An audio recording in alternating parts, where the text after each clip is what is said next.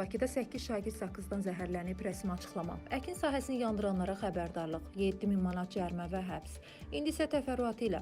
Bakı şəhəri Nəsimi rayonu 14 saylı tam orta məktəbdə şagirdlərin zəhərlənməsi ehtimalı ilə əlaqədar Qida Təhlükəsizliyi Agentliyi tərəfindən araşdırma aparılıb. Qurumdan ülkəza bildirilib ki, şagirdlərin marketdən aldıqları saqqızı istehlak etdikdən sonra qusma, ürək bulanma və qarın ağrısı simptomlarının olduğu bildirilsə də, tibb müəssisəsi tərəfindən zəhərlənmə diaqnozu təsdiq edilməyib.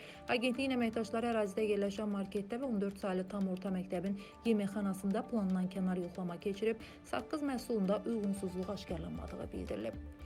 Əkin sahəsini yandıranlarla bağlı inzibati cəza sərtləşdirilir. Bununla bağlı inzibati xətalar məcəlləsində dəyişiklik nəzərdə tutulur. Belə ki, dəyişikliyə əsasən əkin yerinin yandırılmasına görə cərimələrin məbləğinin fiziki və hüquqi şəxs olmasından, eləcə də təkrarlanması hallarından asılı olaraq 400 manatdan 7000 manatadək olması təklif edilir. Sözü gedən dəyişiklik Milli Məclisin dekabrın 19-da keçiriləcək plenar iclasında 3-cü oxunuşda müzakirəyə çıxarılaraq qəbul olunacaq.